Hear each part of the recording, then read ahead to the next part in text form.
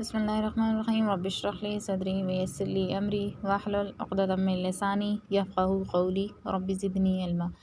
Grade 10 इस्लामियात की class है। तो हमने लास्ट टाइम जो पढ़ा था वो था हिजरत के बारे में। तो उम्मीद है कि आपको हिजरत का चैप्टर भूला नहीं होगा बल्कि याद होगा। तो आज हम उससे अगला चैप्टर पढ़ने जा रहे हैं जिहाद के बारे में। ठीक है, तो हम देखते हैं कि हिजरत के बाद जिहाद किसे कहते हैं और जिहाद कब फ़र्ज़ होता है और क्यों फ़र्ज़ होता है। क्या हमें मुसलमान होने की हैसियत से जिहाद करना चाहिए या नहीं करना चाहिए। पहले तो हम ये समझते हैं कि जिहाद कहते किसे हैं। ठीक है, यानी जिहाद के मानी क्या हैं और जिहाद का मफ़हूम क्या है, ये हम अच्छे तरीके से देखेंगे। और इसको मैं आपको बताऊंगी कि जिहाद शरीयत में जिहाद क्या होता है। ठीक है, जिहाद ज़ाहिर सी बात है सिर्फ अल्लाह के लिए ही किया जाता है। अल्लाह की खातिर घरों से निकला जाता है, तमाम माली और दिमागी क़ुव्वतों को अल्लाह ताला की राह में सर्फ करना होता है। लेकिन सबसे पहले कि जिहाद होता क्या है। ठीक है, जिहाद जोहद से निकला है, यानी जोहद से बना है, अरबी ज़ुबान का लफ्ज़ है जोहद। ठीक है, अब इसके मानी होते हैं इंतहाई कोशिश, मेहनत और अपनी आखिरी दम तक ताकत सर्फ करने के।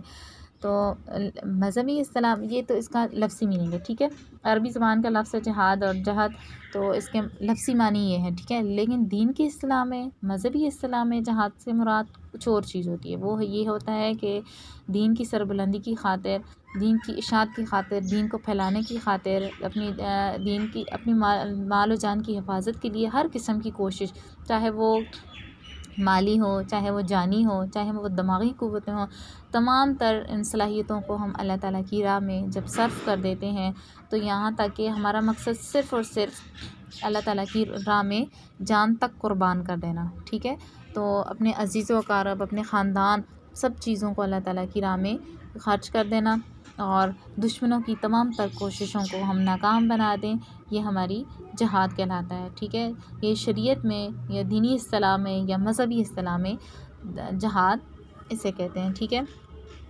यानी कि हम अपनी मिल्लत इस्लामिया की खातिर और इसकी दीन की हिफाजत के लिए हर किस्म की कोशिश और कुर्बानी का ईसा की कुर्बानी दें और तमाम तर क़ुव्वतें जो हैं हम उनको सर्फ़ कर दें, तो ये हमारा जिहाद होता है।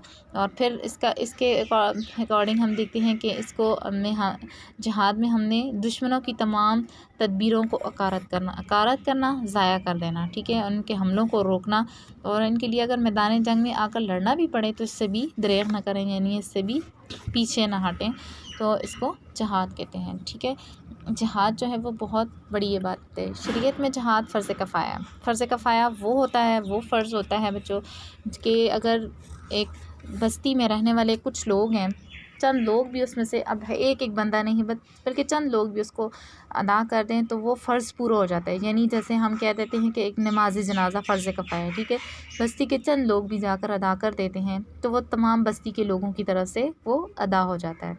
फिर एक होता है फ़र्ज़ ऐन।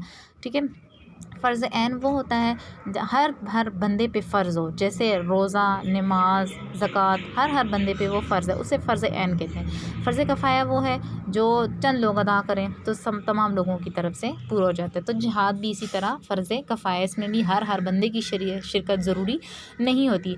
फिर है कि जिहाद के उसूल व ज़वाबित, यानी जिहाद जो है वो किसी का, इसके चंद उसूल और ज़वाबित होते हैं। उसूल ज़वाबित यानी इस तरह के जिहाद के ऐसे उसूल होते हैं कि ऐसा नहीं हो सकता कि जब किसी इंसान को जोश आए दीन की सरबुलंदी की खातिर तो वो अपने घर से निकले औज़ार और हथियार के साथ और वो जिहाद के लिए निकल जाए बग़ैर किसी की इजाज़त लिए, बग़ैर किसी को बताए, और वो कहे मैं अल्लाह की राह में जान देने जा रहा हूँ। ऐसे जिहाद नहीं होता, इसको जिहाद नहीं कहा जाता।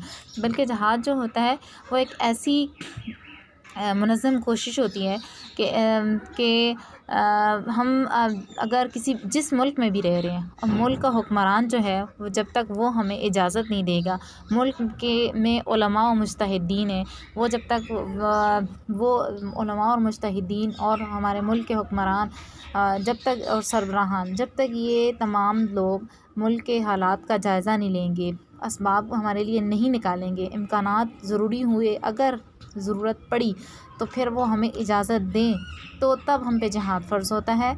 जब हमारी हुकूमत, हमारा मुल्क, हमें उलमा जब तक ये इजाज़त नहीं देंगे, तब तक हम अपनी मर्ज़ी पे अपने घर से उठ के ऐसे ही अपने ऑन पे जिहाद के लिए नहीं जा सकते, क्योंकि जिहाद के लिए कुछ ज़रूरी शराइत होती हैं, और उन शराइत को पूरा किए बगैर हम एक एक बंदा जो है वो जिहाद के लिए इस तरीके से नहीं जा सकते।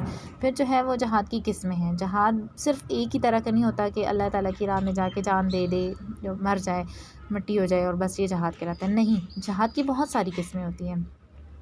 अब जिहाद की बहुत सारी किस्में कौन सी होती हैं, देखते हैं कि सबसे पहले ये जिहाद बिन नफ्स। नफ्स से मुराद जान के ज़रिए, यानी सबसे पहले तो यही है कि शहीद हो जाना, अल्लाह ताला की राह में अपनी जान दे देना। ठीक है, अल्लाह के ताला की राह में जान देने के लिए हमारे ज़िंदगी में जितनी भी मुश्किलात आती हैं, जितनी भी परेशानियाँ आती हैं, जितनी भी तकालीफ़ आती हैं, उनको हम बर्दाश्त करते हुए हम जान दे देते हैं अल्लाह की खातिर, तो समझें कि हमने जिहाद बिन नफ्स किया है। तो बड़ा अच्छा शेर शायर ने फरमाया, जान दी हुई इसी की थी, हक़ तो ये है कि हक़ अदा ना हुआ। ज़ाहिर सी बात है, हक़ तो हम लोग अदा कर ही नहीं रहे। बहरहाल अल्लाह में तौफ़ीक दे अदा करने की।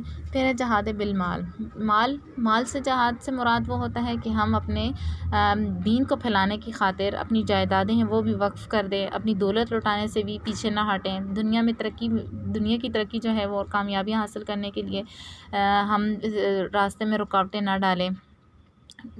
तो जान की मोहब्बत और माल की मोहब्बत जो है वो कौम और उन रुकावटों को दूर करने में कामयाब होती है। यानी हमारे पास जितना भी, जैसे माल से जिहाद की मैं आपको बेस्ट एग्जांपल दूँ कि जैसे हज़रत अबू बकर सिद्दीक़ रज़ी अल्लाह ताला और हज़रत उमर रज़ी अल्लाह ताला से जब नबी करीम सल्लल्लाहु अलैहि वसल्लम ने जंग के मौके पे मालो असबाब के लिए इरशाद फरमाया, तो हज़रत उमर रज़ी अल्लाह ताला ने सबकत हासिल करने के लिए अपने घर का सारा माल मता उठा के ले आए। तो हज़रत अबू बकर सिद्दीक़ रज़ी अल्लाह ताला जो थे वो अपने घर का जो मालो मता था वो भी ले कर आए, लेकिन हज़रत अबू बकर सिद्दीक़ रज़ी ताला जो थे वो सबकत ले जाने के लिए ज़्यादा से ज़्यादा घर का माल उठा के लेके आए थे। लेकिन हज़रत अबू बकर सिद्दीक़ रज़ी ताला जो थे उन्होंने अपने घर का सारा माल लाया था, लेकिन उन्होंने घर में कुछ भी नहीं छोड़ा था। तो उमर रज़ी ताला, ज़ाहिर सी बात है उनके पास बहुत कुछ था, तो उन्होंने बहुत ज़्यादा माल लाया।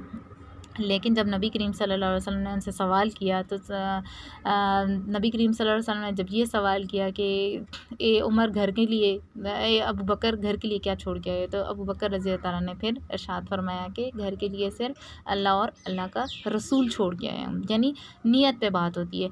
तो वो जिहाद जो है बिलमाल है, यानी माल के ज़रिए जिहाद करना।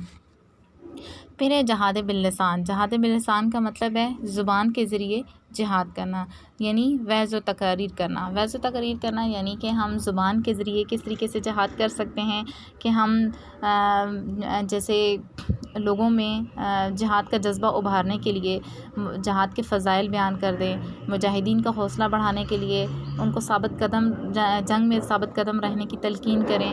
अपनी तक़रीर ऐसे करें कि ज़ुल्म ज़्यादतियों का प्रचार अगर हो भी रहा हो तो लोगों में दुश्मन के ख़िलाफ़ नफ़रत पैदा करने के लिए और इंतकाम का जज्बा पैदा करने के लिए लोगों को उभारें। अपनी कौम को मुत्तहिद रखने के लिए उनको तलकीन करें। दुश्मन के हमले से बचने के लिए मुख्तलिफ़ तरीके बताएँ, ये को दुश्मन के अफवाहों से महफूज रखने के लिए।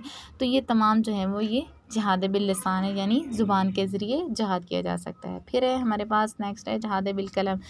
कलम के ज़रिए जिहाद कैसे किया जा सकता है? कलम से जिहाद का मतलब है कि ऐसी तहरीर लिखना, यानी ऐसी बातें लिखना कि जिससे अपने कौम के लोगों में जज्बा जिहाद पैदा हो। यानी हम उसमें शेर व अशार भी लिख सकते हैं, हम उसमें कुछ ऐसी तकारीर भी लिख सकते हैं कि जिसके ज़रिए से, और ऐसे मज़ामीन, ऐसे चैप्टर्स, ऐसे अस्माक लिख सकते हैं कि जिनके ज़रिए मुजाहिदीन का हौसला बढ़े। ऐसी तहरीरें लिख सकते हैं कि जिससे दुश्मन बद्दिल हो, दुश्मन को ज़ालिम और अखलाकी कदरों को पामाल करने के वाला करार देना, यानी उनको ऐसे साबित करवाया जाए कि दुश्मन जो है वो हमेशा बुज़दिल होता है और मुजाहिदीन जो होते हैं वो बहादुर होते हैं और वो अल्लाह की खातिर लड़ते हैं। तो मुजाहिदीन और ये हमारे सहाबा कराम रज़ी ताला अन्हु जो हैं इनके किस्से शहादत के किस्से बयान कर दें, तो ये सारा जहाद बिल कलम कहलाता है, यानी हम कलम के ज़रिए इस तरीके से जहाद कर सकते हैं। फिर हमें नेक्स्ट है जहाद बिल दुआ। दुआ के ज़रिए हम कैसे जहाद कर सकते हैं? दुआ के ज़रिए हम ऐसे जहाद कर सकते हैं कि कुछ लोग जो हैं वो जहाद में शामिल नहीं हो सकते, जैसे औरतें, बूढ़े, बच्चे, माजूर, बीमार। तो ये लोग जो हैं ये घर में रहकर जहाद में जाने वालों के लिए बहुत सारी गिड़गिड़ा के अल्लाह ताला के हुजूर बहुत सारी दुआएं मांग के जहाद कर सकते हैं। फिर जो है वो जहाद में इसकी दीगर इक़साम भी होती हैं। दीगर इक़साम क्या होती हैं कि मसलन ज़ुबान और कलम से भी जिहाद कर लिया। हदीस में इरशाद है मुश्रिकीन से अपनी जानो माल और ज़ुबानों के ज़रिए भी जिहाद करो। फिर उसवा रसूल सल्लल्लाहु अलैहि वसल्लम, हम देखते हैं नबी करीम सल्लल्लाहु अलैहि वसल्लम की ज़िंदगी में उन्होंने कब जिहाद किया, कैसे जिहाद किया। हमें उनकी ज़िंदगी से भी जिहाद करने का तरीका सीखना चाहिए, क्योंकि नबी करीम सल्लल्लाहु अलैहि वसल्लम तो हमारे लिए बेहतरीन मिसाल हैं। अब मक्के में मुसलमानों की जब जमीयत थी, बहुत सारे मुसलमान थे, वो मुसलमानों पे जुल्म सितम काफिर जो थे मुसलमानों पे जुल्म सितम ढाते थे। तो मुसलमानों में बिल्कुल भी ज़रा से उन्होंने दीन की खातिर जो अपनी तकलीफ़ें बर्दाश्त की, ज़रा भी उनकी पाए इस्तक़लाल में लग़ज़िश नहीं आई, यानी कि उनके दीन में ज़रा सी भी कमी वाक़या ना हुई।